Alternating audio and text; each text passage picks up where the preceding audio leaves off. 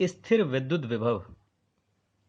जब किसी आवेश को विद्युत क्षेत्र के बाहर से विद्युत क्षेत्र के अंदर लाया जाता है तो किए गए कार्य और उस आवेश को जिसको विद्युत क्षेत्र के अंदर लाया गया है के अनुपात को हम कहते हैं विद्युत विभव।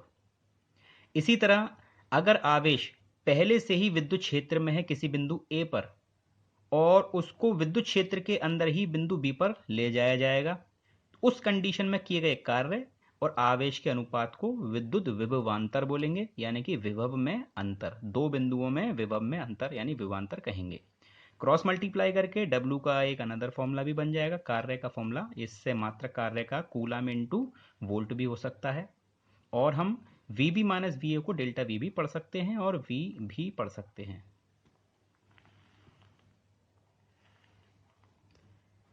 इस विद्युत स्थितिज ऊर्जा, जिस तरीके से विद्युत विभव है उसी तरीके से विद्युत स्थितिज ऊर्जा है। अगर किसी आवेश को विद्युत क्षेत्र के बाहर से विद्युत क्षेत्र के अंदर लाया जाएगा तो किए गए कुल कार्य को विद्युत क्षेत्र की स्थिति ऊर्जा कहा जाएगा। इसमें कार्य में आवेश का भाग नहीं दिया जाता। जो कार्य होगा उस पूरे कार्य को ही विद्युत स्थिति ऊर्जा कहा जाएगा।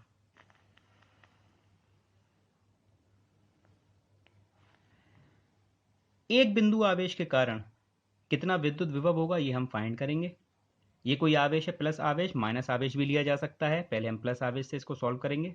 ये विद्युत क्षेत्र फैला हुआ है काफ़ी एरिया में।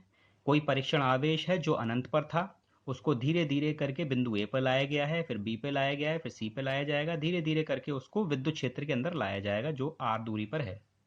अभी वो बिंदु ए पर है जिसकी दूरी स्मॉल एक्स है। कुछ देर बाद उसको बिंदु बी पर लाया जाएगा। ए और बी के बीच में जो छोटा सा विस्थापन है वो डेल्टा एक्स है। क्योंकि प्लस आवेश परीक्षण आवेश को प्रतिकर्षित करेगा तो बल जो है प्रतिकर्षण का है, लेकिन हम उसको विद्युत क्षेत्र के अंदर यानी कि बल के विपरीत दिशा में इसको ला रहे हैं, इसीलिए कार्य जो होगा वो माइनस का होगा।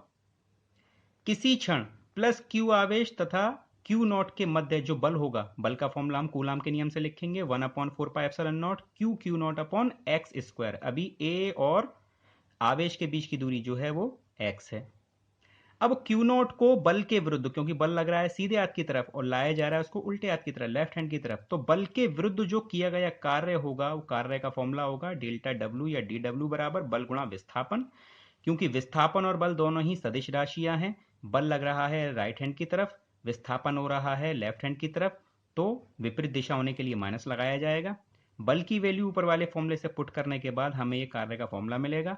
अब हम कुल कार्य निकालेंगे। क्योंकि आवेश को अनंत से आर दूरी तक लाया जा रहा है, इसीलिए हम इसका अनंत से आर दूरी तक का समाकलन कर देंगे, जिससे कुल वैल्यू उसकी प्राप्त हो जाएगी। समाकलन करना आपको 11वीं क्लास में सिखाया गया है, वो फॉर्मूले आपको याद होने चाहिए। जब हम समाकलन करेंगे तो 1 का समाकलन W के लिए W होगा और 1/x² का समाकलन नहीं होता, इसको ऊपर ले जाकर x की घात -2 लिखा जाएगा और x की घात n के फॉर्मूले से इसका समाकलन कर दिया जाएगा। समाकलन करने के बाद आपको वैल्यू मिल जाएगी। लिमिट रखना आपने सीखी हुई है 11वीं क्लास में। पहले ऊपर वाली लिमिट रखी जाती है, फिर नीचे वाली लिमिट रखी जाती है। 1/ε0 का 1 अनंत का जो मान होता है वो 0 होता है। इस हिसाब से W का आपको ये फॉर्मूला मिलेगा। ये W का फाइनल फॉर्मूला है 1/4πε0 क्यू नॉट अपॉन आर। क्योंकि ये किया गया कार्य है और कार्य को ही हमने अभी ऊपर टॉपिक में पढ़ा विद्युत स्थिति ऊर्जा कहा जाता है, यानी कि U। तो ये विद्युत स्थिति ऊर्जा का फॉर्मूला होगा।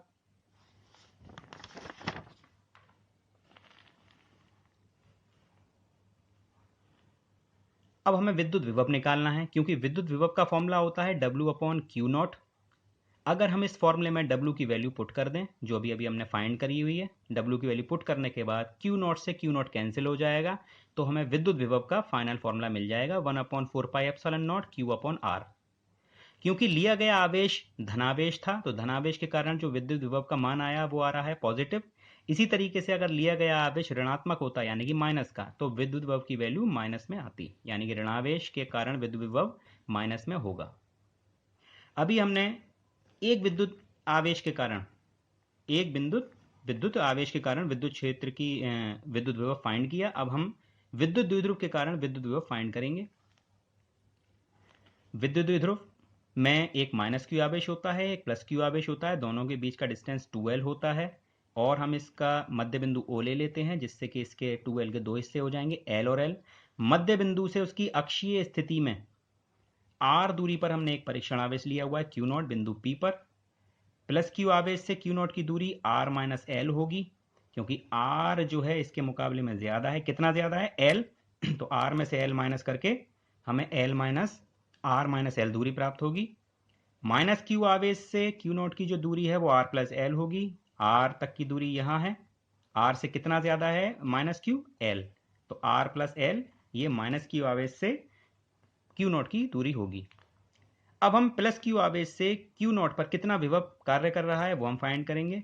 विभव का फॉर्मूला होता है 1/4πε0 Q अपॉन डिस्टेंस। डिस्टेंस कितना है प्लस क्यू आवेश से Q नॉट का? r minus L. इसी तरीके से माइनस क्यू आवेश के कारण, मैं भी अभी आपको ऊपर बताया कि माइनस आवेश के कारण विभव माइनस का होता है। तो 1/4πε0 Q अपॉन डिस्टेंस कितना है माइनस क्यू आवेश से Q नॉट का? r plus L. तो r प्लस एल लिया जाएगा। क्योंकि विभव अदिश राशि है, सदिश राशि नहीं है, ये दिशा पर निर्भर नहीं करती, इसीलिए परिणामी विद्युत विभव जोड़कर ज्ञात किया जाएगा। V प्लस क्यू और V माइनस क्यू को हम जोड़ देंगे, परिणामी विद्युत विभव हमें प्राप्त हो जाएगा। दोनों की वैल्यू पुट करने के बाद एलसीएम लिया जाएगा। इसमें से कॉमन ले लीजिए आप, बाकी का जो बचा उसका एलसीएम ले लीजिए, थोड़ा सॉल्व कर लीजिए। सॉल्व करने के बाद आप यहाँ पहुँचेंगे। Q इंटू 2L, इसकी वैल्यू हम लास्ट टॉपिक में पढ़ चुके हैं। इसको विद्युत द्विध्रुव आघूर्ण कहते हैं, यानी स्मॉल p। इसके प्लेस पर स्मॉल p रखा जा सकता है। इसके बाद क्योंकि विद्युत द्विध्रुव में दोनों आवेशों के बीच की दूरी बहुत ज़्यादा छोटी होती है, अगर L की वैल्यू R के मुकाबले बहुत ज़्यादा छोटी हो तो R को लगभग जीरो लिया जा सकता है। इस फॉर्मूले में अगर R की वैल्यू जीरो रखी जाएगी तो हमें V की वैल्यू मिलेगी 1/4πε0 P अपॉन R स्क्वायर।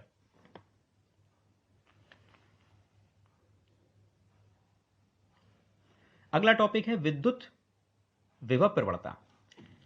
विभव प्रवणता का मतलब होता है कि जब कोई आवेश जो विद्युत क्षेत्र फैला रहा है उसके पास कोई अनदर आवेश यानी परीक्षण आवेश लाया जाए। क्योंकि ये प्लस क्यू आवेश हमने लिया हुआ है, इसके कारण जो विद्युत क्षेत्र की तीव्रता की दिशा होगी वो बाहर निकलती हुई होगी, बल रेखाएं बाहर निकल रही होंगी। तो बल रेखाओं की दिशा में यानी कि विद्युत क्षेत्र की दिशा में अगर कोई परीक्षण आवेश एक स्थान से दूसरे स्थान तक जाता है तो विभव में परिवर्तन होगा। इस विभव में परिवर्तन और इन दोनों के बीच की दूरी के अनुपात को हम कहते हैं विभव प्रवणता। फॉर्मूला लिखा हुआ है, बी बिंदु पर विभव VB, ए बिंदु पर विभव VA, दोनों के बीच में विभवांतर हो गया VB माइनस VA और इन दोनों के बीच की दूरी है डेल्टा R। क्योंकि दूरी बढ़ने पर, अभी हमने फॉर्मूले में प्राप्त किया कि दूरी बढ़ने पर विभव की वैल्यू घटती जाती है, इसीलिए VB की वैल्यू VA से कम होगी। तो छोटे में से जब बड़े को घटाएंगे तो माइनस की वैल्यू आएगी, तो विभव प्रवणता की value minus delta V upon delta R होगी। विभव का मात्रक वोल्ट होगा और दूरी का मात्रक मीटर होगा, वोल्ट प्रति मीटर। हम विद्युत क्षेत्र की तीव्रता भी पढ़ चुके हैं और अभी अभी हमने विद्युत प्रवणता पढ़ी। इन दोनों में क्या संबंध है अब हम ये फाइंड करेंगे। चित्र में साफ साफ है कि प्लस क्यू आवेश के कारण बल रेखा बाहर निकलती हुई होंगी विद्युत क्षेत्र की दिशा में। बिंदु ए से बिंदु बी तक आवेश को खिसकाया जा रहा है बल के साथ साथ, तो जो दोनों के बीच का डिस्टेंस है वो डेल्टा आर है। जितना बल इस आवेश पर लग रहा है उस बल की value E is equals to F upon Q not से F is equals to E Q not ज्ञात की जा सकती है। जब किसी भी वस्तु पर कार्य की वैल्यू निकाली जाती है तो कार्य का फॉर्मूला होता है बल गुणा विस्थापन। इस आवेश पर जो बल लग रहा है वो F और कितना विस्थापन हुआ डेल्टा R, तो बल गुणा विस्थापन करके हमें कार्य की वैल्यू मिल जाएगी। बल की वैल्यू हम जानते हैं ऊपर वाले फॉर्मूले से ई क्यू नॉट होगी और कार्य का फॉर्मूला जो मैंने अभी विद्युत विभव में समझाया, कार्य की वैल्यू कितनी होती है VB minus VA into Q not. Q not से क्यू नॉट की वैल्यू कैंसिल हो जाएगी। डेल्टा आर को आप VB माइनस VA के अपॉन में भेज सकते हैं या फिर VB माइनस VA को आप माइनस डेल्टा V पढ़ सकते हैं। डेल्टा आर को क्रॉस मल्टीप्लाई करने के बाद आपको E की वैल्यू मिलेगी minus delta V upon delta R. इसे विद्युत विभव प्रवणता कहते हैं और यह है विद्युत क्षेत्र की तीव्रता, यानी कि विभव प्रवणता और विद्युत क्षेत्र की तीव्रता दोनों आपस में बराबर होते हैं। या फिर इस फॉर्मूले को E is equal to V upon R भी लिखा जा सकता है। अब हम ज्ञात करेंगे कि जब एक समान विद्युत क्षेत्र में कोई द्विध्रुव रखा हो और उसको घुमाया जाए तो कार्य कितना होगा।